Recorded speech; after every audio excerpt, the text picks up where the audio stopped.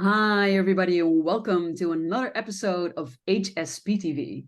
I am your host, Barbara, and today I am joined by the wonderful Philippa Robinson, and we are going to be talking about how I discovered, or Philippa discovered in this case, that she is a highly sensitive person and how that changed the entire course of her life.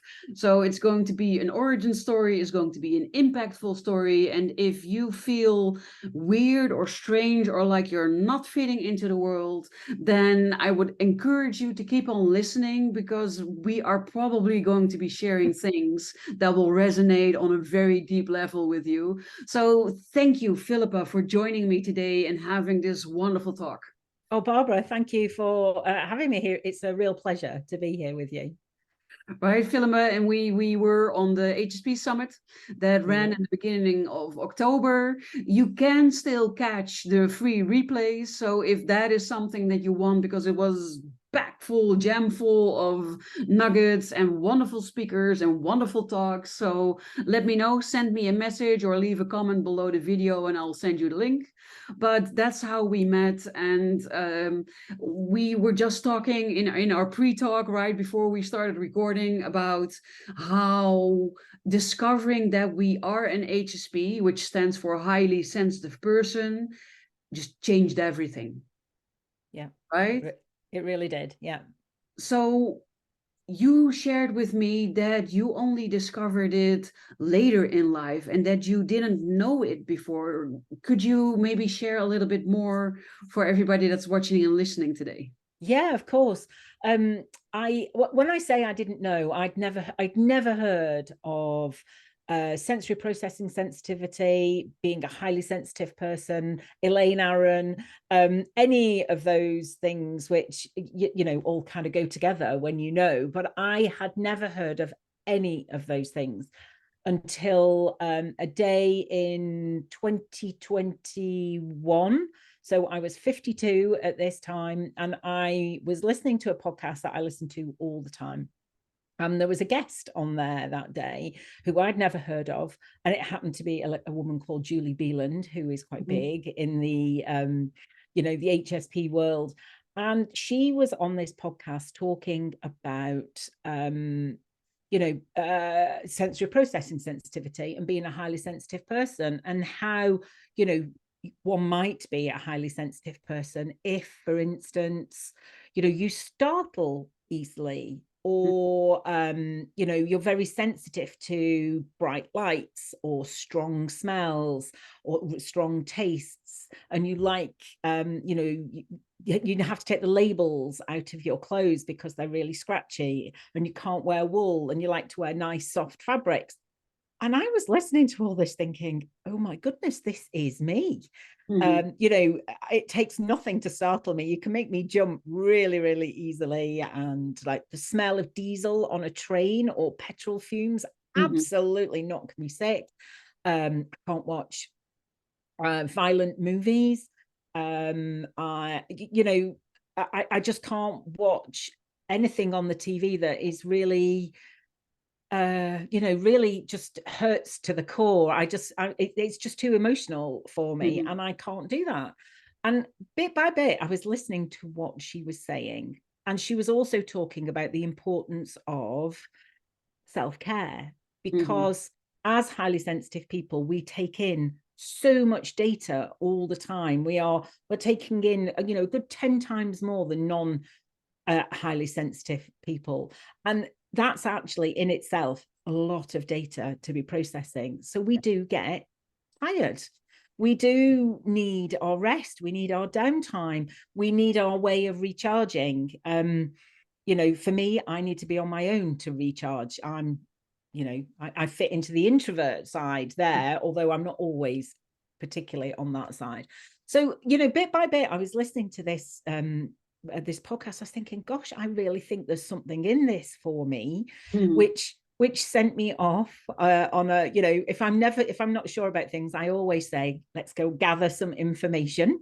So I went off and I listened to more podcasts because that's my preferred way of finding out about things.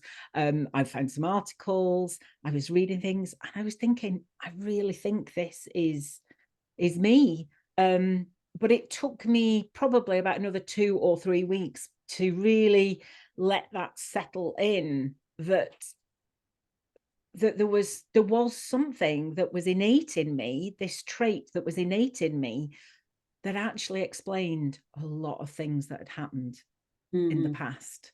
And I'm not a great one for labels. I don't go around saying to everybody, oh, I'm a highly sensitive person, but it really makes sense to me, and it helps me knowing more about the trait, knowing about how the traits can affect me. We're not all, it doesn't show up for all of us in the same way, but it's given me an avenue of investigation to help me find more information, to now help me live my life in a way that is much more aligned with how I want to live, having lived many, many, many years as a people pleaser, doing everything that everybody else wants me to do. Yes. So it's given me a framework, I suppose, and to actually look after myself. And it has literally changed everything for me. Yes, thank you so much for sharing that. I resonate with that deeply. Although, well, what you're saying is also true for everybody. It shows different, or it shows up differently. So I love horror movies, for instance. Yeah, I love watching horror movies, and to me, it's like I'm watching a comedy because they are so incredibly fake, so that I cannot stop laughing. And I have another highly sensitive friend who sees that the same, while other people cannot do horror movies at all, or violent movies, and they have nightmares. I do like soft fabrics, but I don't need to cut out the label because it's scratchy. I am very sensitive to smells, like you also said, but also in a sense that it sometimes can transport me back to memories of my childhood, when I smell freshly baked bread or freshly cut grass or roasted chicken, things like that. So smell is a powerful sense, but it can also be sounds. Sometimes when I was about 14, I think, we had a carnival. We had carnival every year in our city, and one of the rides, it was called the octopus, and it looked like an octopus, obviously, with these tentacles, and they went up and down like this, and then you had cards on them, and the cards were spinning on each tentacle.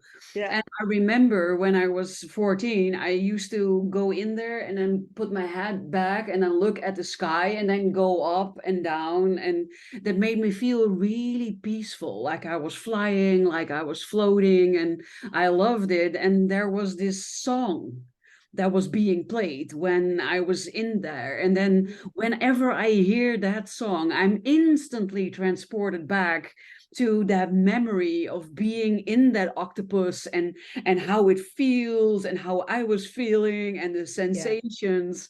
Do you have something like that? Well, it's really interesting because for me, I love that you've brought that up, because I started with a lot of the more talked about bits, which are the kind of more of the challenges of being a highly sensitive person. But actually, what I prefer to talk about is the strengths. And for me, the strengths are very, very much come from the gift. So there are gifts of being highly sensitive, and I think there is real strength in that. And you've just beautifully demonstrated one of them, because one of the gifts is, yes, smells can affect us and make us not feel great. But smells can also, we process it so deeply and feel it so deeply that it can transport us back to just a wonderful memory like that. And it's like, we can shut our eyes while smelling that smell and just sort of really remember what it was like there. I don't have too many stories like that. Funnily enough, I was reading something just the other day, and this person was talking about how the sound of the vacuum cleaner takes them straight back to being a child, and that does the same for me. But unfortunately for me, that's not a great memory. So so it's both sides. It can, but that's life, isn't it? It's not all rosy, and there is some I just Not, wanted to say that everything has always, it's two sides of the yeah, coin. So when you're struggling, struggling could look like you are working in corporate and they have this office garden where you don't have your own office anymore, but they put everybody in the same space. And then you can quickly become overwhelmed by the smell of that person's coffee and that person's smoothie, and maybe they are eating something, and then you hear the copier and you hear someone yelling on the phone, and you hear the clickety click of someone's pen, and then maybe someone is having these heels on a wooden floor, and you hear tuck tuck tuck tuck tuck when somebody comes by, and then you have maybe bright lights that are coming in, or bright colored paintings, or and as a highly sensitive person, I always say we have this very finely tuned sensory antenna. So that means that in the same type of situation, we literally hear more, see more, smell more, taste more, and experience more as regular Joe or regular Jane. yeah, Uh, yeah, so when you're still into the not so great sides of being an HSP, then your sight and your smell and also your hearing, your sounds can overwhelm you, because we take in everything, we hear everything at the same time, and it can be quite overwhelming. And the other side of that is what we were just talking about, that a smell or a sound can take you back to a beautiful memory or a not so beautiful memory. Of course, that is also possible. So yeah. I think it's always two sides of the same coin, and usually people don't know that they are a highly sensitive person, like you, like me. They probably have never even heard of the term or anything related to it. I also hadn't. So the first time someone told me, you were an HSP, I actually thought they were calling me a name, and that I didn't even know if I should feel offended, because I thought, I couldn't do anything with it. Yeah, yeah, yeah. And I can totally imagine that that is how you might feel when you don't know what HSP is. I mean, the way I found out, was different, but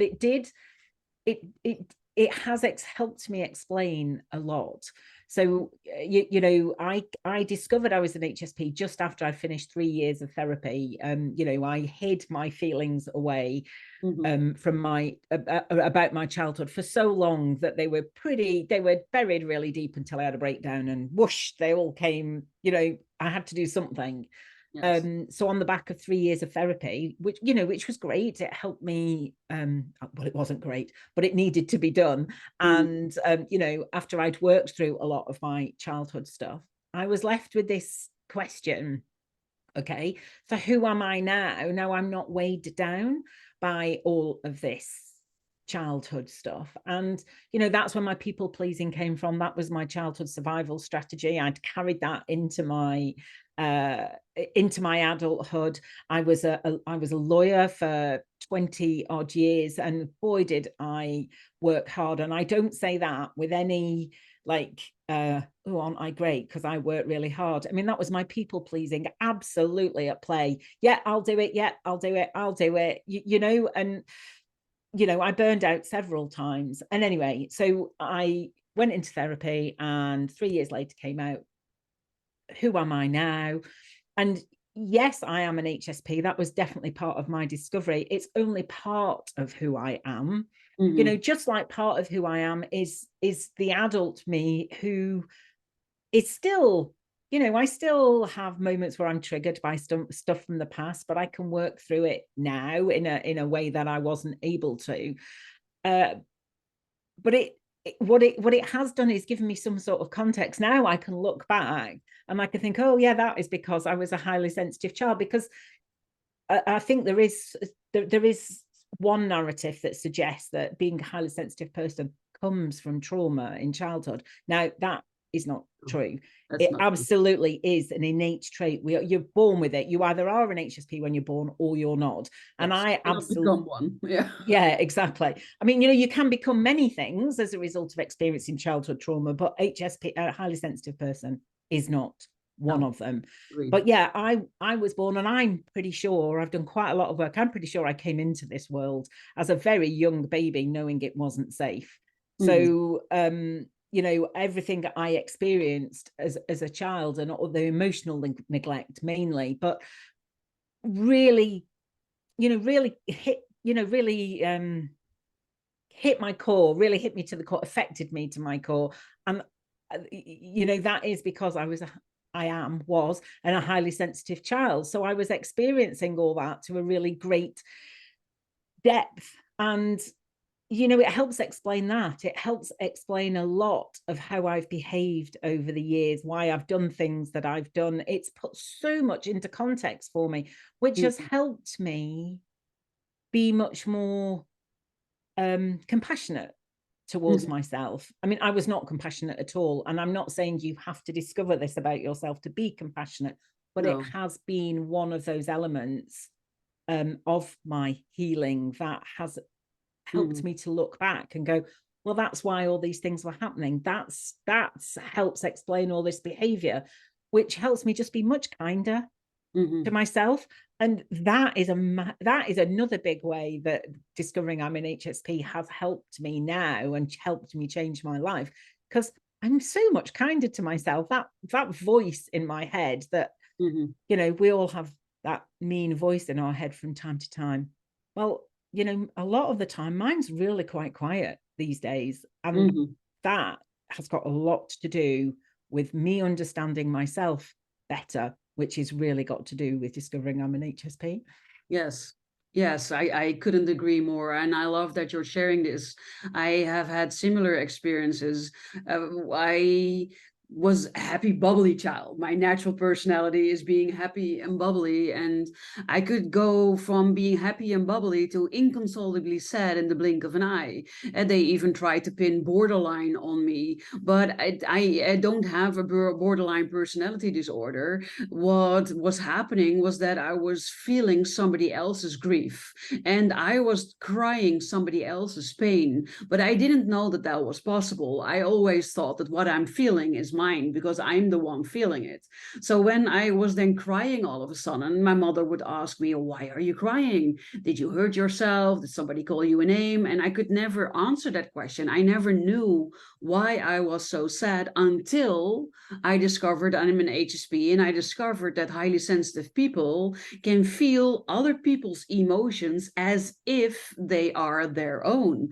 And then I thought, oh, that explains it. Yeah. So, like you, for me, discovering that I'm a highly sensitive person, it felt like I came home to myself. Yeah. It's explained so many of the questions I had about myself, things about myself I didn't understand, things that seemed to be very different for me when I compared it to other people. And that is also part of the harshness I had towards myself because other people seem to not think like me, not act like me, not find the same things important, not be upset by the same things. And I had this gift of knowing. So I knew when someone was upset or when someone was crying or when someone had issues, and I could probably even name what the issues were. And it scared people. So what happened was that people shushed me, bullied me, and made me feel like I was not okay the way I was, that I couldn't be who I was. And then that feeds this harshness towards ourselves, where we try to push ourselves to be more like everybody else, to fit in better, to have friendships, to be a good employee, a good wife, a good daughter, whatever your reasoning, right? Oh gosh, yes. It's like you're talking about my life there. Yeah, I mean, I just thought that I was broken in some way, that I spent a lot of my adult life believing that somehow everybody else, you know, because everybody else was getting on with life and doing life quite easily, Mm-hmm. apparently. You know, I know that actually we're all really good at putting, a lot of us are good at putting a mask on, but you know, all I could see around me was everybody else doing life really easily, and I was finding it really hard. And Mm-hmm. I felt like there was something missing, something that I didn't get. And why was I finding it so hard and everybody else wasn't? So yeah, I felt broken a lot of the time. And actually what was happening is that I was you know, I was feeling things. So I would be in a room, I'd be in a meeting, say, and I could tell that it wasn't going well, that somebody was upset or something was going wrong. And I was like looking around going, okay, can nobody else see this? And can nobody feel it? You know, it's not like the person was sitting there in tears, but, you know, can nobody else sense this? And I thought, oh, okay, maybe I'm not supposed to do anything about it. So I kept quiet. But now I realize I was probably the only one in that room picking up on that. Yes. Yes. So that's a big realization. And actually understanding these things about myself has helped me see that, yes, perhaps I am different. But that, not only is that okay, there's actually a really wonderful side to my difference that you know, now I've embraced that. You know, I always used to be obsessed, think about what the black sheep of the family means. And I used to think being the black sheep was like a bad thing, you know, like, yeah, it was a negative thing. And like the bad sheep was sort of like the naughty person in the family or something. And, you know, as the ultimate people pleaser, I'm like, well, I'm not the black sheep. Of course I'm not. And now I realize actually that the way more people talk about the black sheep is the black sheep in the middle of the field of white sheep. So the black sheep is the one that's different. And now I'm like, oh gosh, I'm the black sheep. Yes. And actually, that's great. I'm quite happy being the black sheep now. And it's funny how a lot of these threads have all started coming together of things that I've always been aware of or been a little bit really interested in, but not sure why. And then they're all sort of coming together now that I understand myself better. Yes. Yeah, I love that you're sharing that, because it's very much like my transformation story. I used to seriously think there was something wrong with me. I really thought that indeed I was broken, or, you know, I was different, and there was something wrong with me. And now I think I'm weird and I'm strange and I'm loving it, right? Because it makes me unique. That's the biggest transformation. Well, before I thought I was weird and I was strange, and that meant that there was something wrong with me. Now I know I'm weird and I'm strange, but that's because I'm uniquely myself. And I am the black sheep in the sense of that nobody in my family can really relate to me, or I cannot really relate to them, because I'm just vastly different in everything, in the way I look, in the way I act, in the way I talk, in the way I speak. And not everybody can accept that really well. And I agree with you. There was a time where black sheep was sort of like a negative thing, but I have the same with the word misfit. There's someone out there that is a coach for misfits. And in the beginning, I still had an issue with that, because misfit, right? It sounded so negative to me. But in a sense, we are not fitting in to the 80% of the rest of the world, because that's what we're talking about, right? If we talk a little bit about numbers, and it's 80% of the world is regular Joe, regular Jane, and 20% of the world is a highly sensitive person. So that means every 1 in 5 people that you meet is a highly sensitive person. And it's more common than being left-handed, because that's only 1 in 11 people. And so high sensitivity is a lot more common than you think. But what a lot of people often say to me is like, well, I never meet other highly sensitive people. And when we start talking about what high sensitivity is, and up until now, we've talked a lot about the downsides of it, the struggles that you can have while being it, or not knowing that you're a highly sensitive person, and moving into the direction of getting to know yourself really well. And the more you know yourself, the more you know what high sensitivity means and how differently it can show up for everybody, the more you're starting to see, oh, but you're a highly sensitive person, and you're a highly sensitive person, and you're a highly sensitive person. So it turns out that you knew a lot of them, but you just didn't recognize it because you didn't know that it existed, or what it was. Yes, you're absolutely right. And I think once you embrace that in yourself, and you then absolutely start seeing it. I mean, before you've embraced it in yourself, you start seeing it in other people, I think, or certainly wondering. But once you've embraced it in yourself, then it's easier to sort of very carefully maybe go into that conversation with somebody, because, you know, once you've embraced it about yourself, you're okay with telling them, if it comes to that, that you are a highly sensitive person.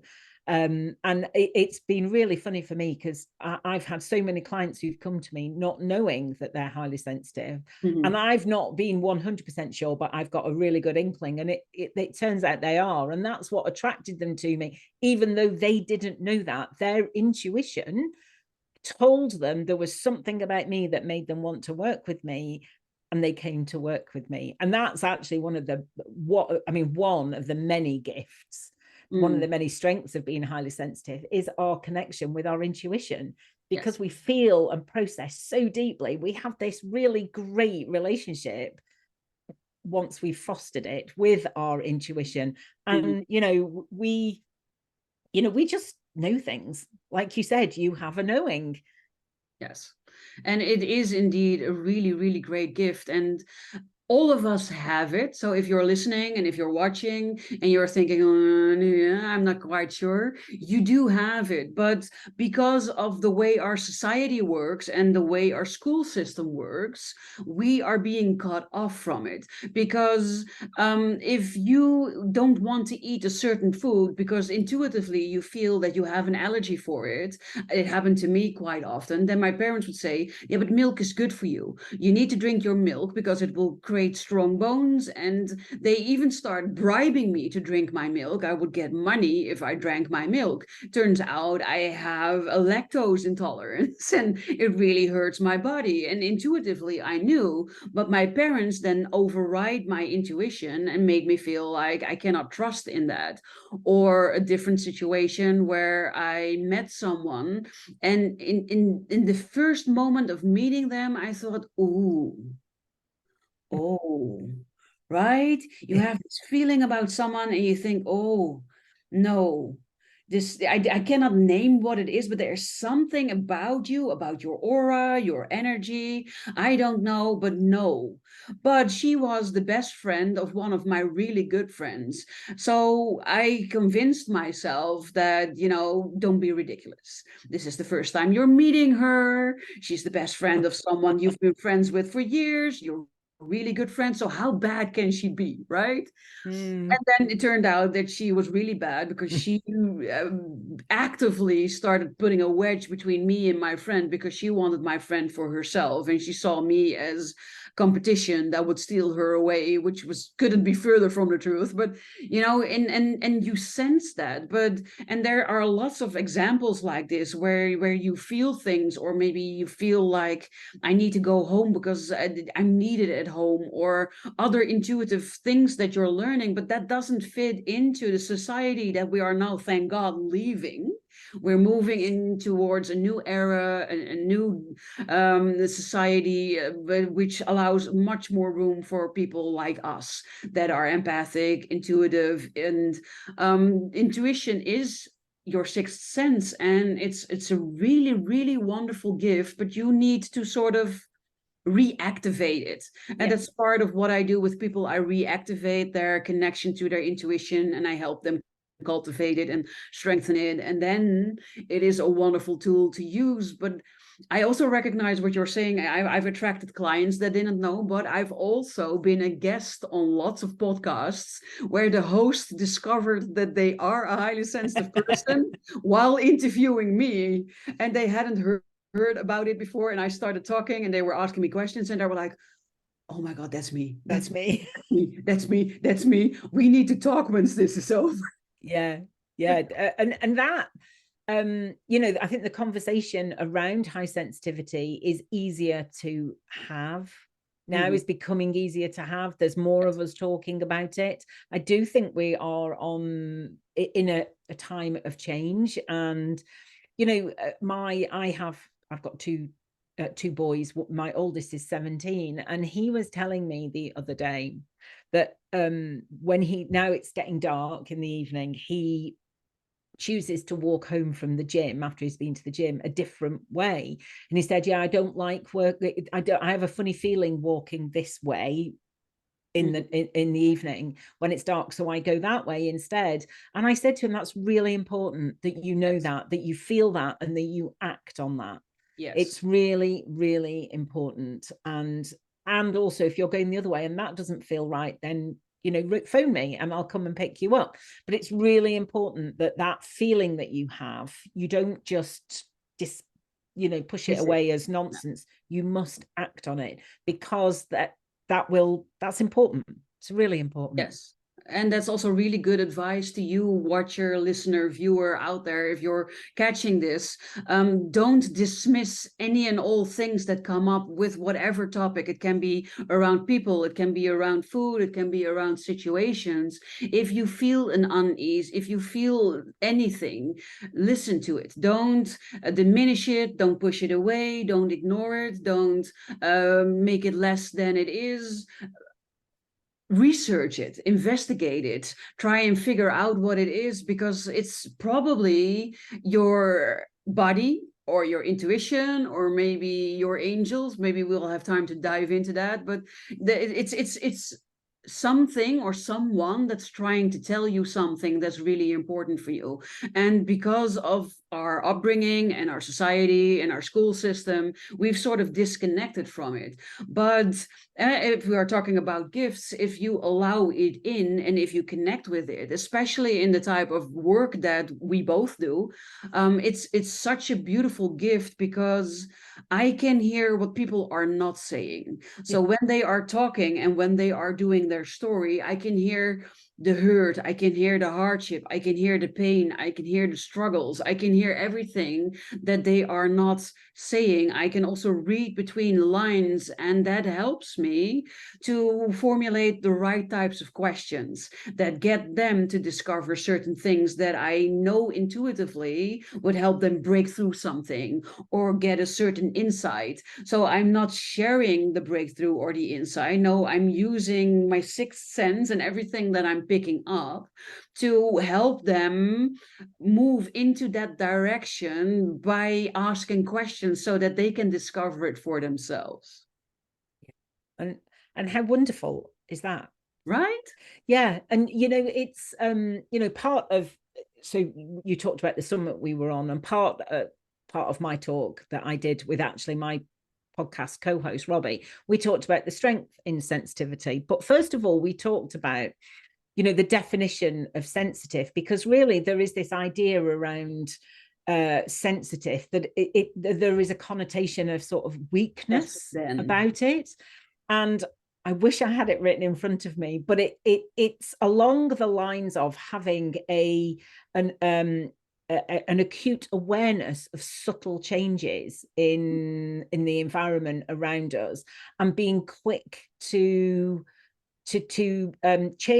make changes based on that information. Now, I've kind of butchered that a little bit, but that's sort of what the definition is. Now, there is nothing in that says weakness to me.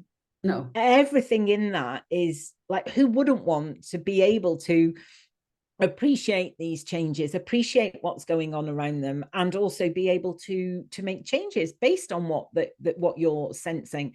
So I don't have a problem with the word sensitive. I know some people are trying to reframe it as sensory, high sensory, and sensory, which is fine.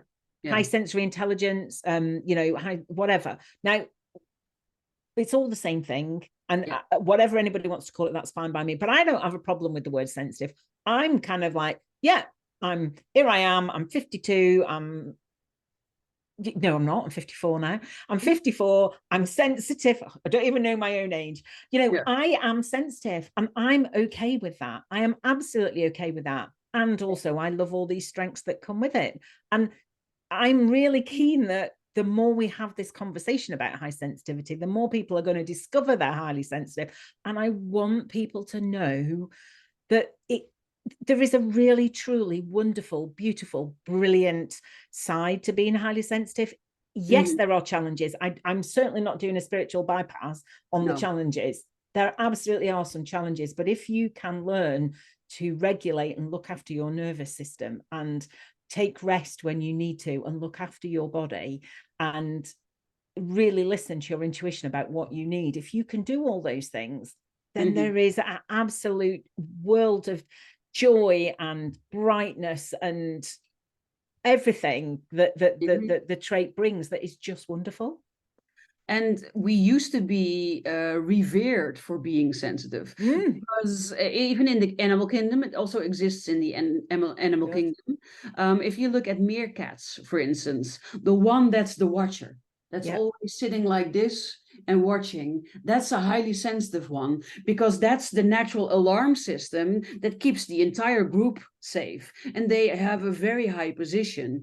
Other parts where this played a role is the medicine woman or the shaman in the Indian tribes, for instance, because we have a certain wisdom and a certain connection to nature that allows us to be a guide and a healer for so many people. So it has such wonderful, wonderful aspects to it. So I actually indeed wrote an article a couple of years back. It's called Sensitivity as a Strength. So that ties really well into the topic that you and Robbie were talking about. And that's it, right? Because we don't know that we are it. We're sort of drowning in the challenges of it. But all the challenges can be managed. For all the challenges, there can be things that you can do, strategies that you can use. You can learn how to regulate that part. And once that's regulated, then you can learn all about the gifts, and you can embrace that part of yourself and really step into it. And honestly, people have asked me, if you could stop being a highly sensitive person, if you could be a normal person just like everybody else, would you take the pill? Would you take the surgery? Would you go to being a normal person? And I think no, right? I love being a unicorn now. I didn't when I was younger, but now that I know all the ins and outs of it, all aspects of it, I love being a unicorn. I love not being the same as everybody else. I love being unique, and I love everything that this trait brings us. And it's indeed because sensitivity has a bad name, especially for men. Women with emotions, that's sort of accepted, but men who start crying on the work floor, that's not done. And what I also hear is people saying, oh yeah, but everybody gets highly sensitive because of stress.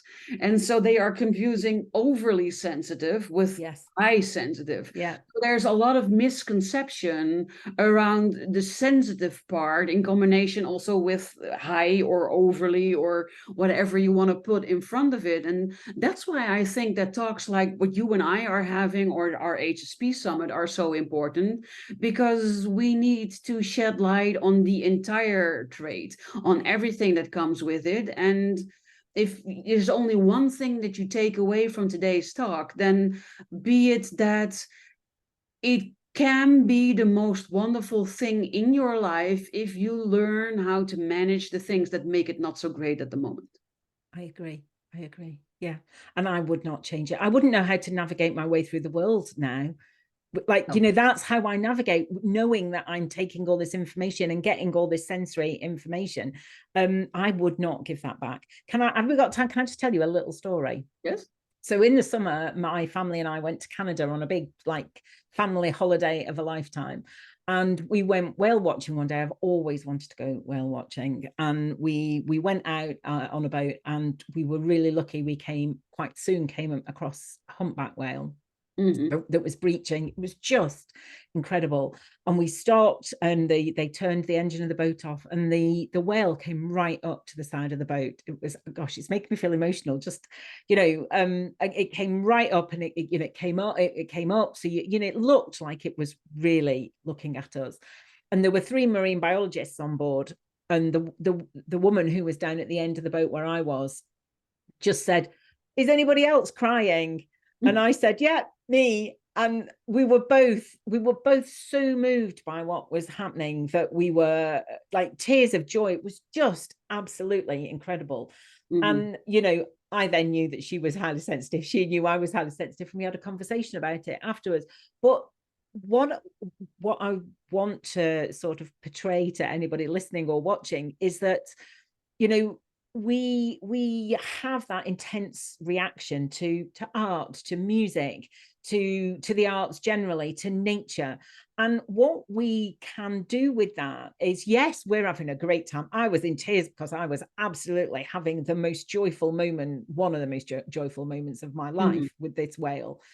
But also the people around me could understand, like, they might not have understood what was going on, but they all of a sudden, you could see, well, like, oh, actually, this is a really big moment, isn't it? This is a really big thing. So by showing our reactions and how much it's affecting us, we can help the people around us who might not be quite so highly sensitive actually go a bit deeper for themselves and appreciate it. So, you know, that's just another wonderful thing that comes with the trait. And I love that. Yeah, we can have people enjoy things on a much deeper level by our extension. Yes. I mean, yes, it's not going to work for everybody, but there are, I mean, my family, I mean, I have a husband and 2 children, 2 boys. One boy I'm not so sure about, but the other 2 are not highly sensitive. But they go, oh, mum's off again, you know, but then they'll pay attention to what I'm actually really, what it is that I'm going off again, and they'll be like, oh yeah, this is really good, isn't it? Whereas actually they might have just glossed over it. Yes. So, yeah, exactly. Yes. I love it. I've been loving our talk so far, Philippa, and I think if you are watching, if you are listening, and you've loved this talk as well, it would mean the world to both of us if you could like and comment and even share this talk with the people that are following you on social media, for instance, because chances are you know someone who needs to hear this talk, and you would be doing them a really great service by sharing this talk to them, or making them aware that this talk exists. So if you could do that, that would be amazing. And if you are watching this, it would also be amazing if you could share your biggest takeaway out of this interview. Even if you watch this and you do not identify as a highly sensitive person, maybe you know somebody that is a highly sensitive person, and you could still have taken away something about this talk that would be really valuable. So if you would share that in the comments, that would be amazing. And I can imagine that you might be wondering, I want to talk to both of you. And as always, my information is always in the show notes, but where can people find you, Philippa? Well, the best place to sort of find me and get to know me a bit better is my podcast with Robbie Lee, which is called HSP Connection, where we talk about all things HSP. And come and find me on LinkedIn and connect with me on LinkedIn. It's just my name, Philippa Robinson. And come and find me. I do have a website, but it's a bit out of date. So come and find me on LinkedIn instead. Perfect. I'll make sure that all the links that Philippa just mentioned are also included in the show notes. So no need to stress, just go down probably, or maybe to the sides or up. I never know where you're going to find the show notes, but they will be around the video, and all the links will be included in that. So thank you for watching. Thank you for listening. And thank you, Philippa, for being here, for sharing your wisdom, for sharing your story, and just being an all-around wonderful person. I loved our talk today. Thank you so much. I had a great time. Thank you for having me. Awesome. Well, thank you, viewers, again for being here. And I love to see you again for next week's episode, where I will be talking to another wonderful guest and exploring another avenue of being a highly sensitive person and everything that comes with it. So for today, I have nothing else left to say than wishing you a really, really great a really, really great rest of your day. And I will see you in next week's episode again. Bye for now.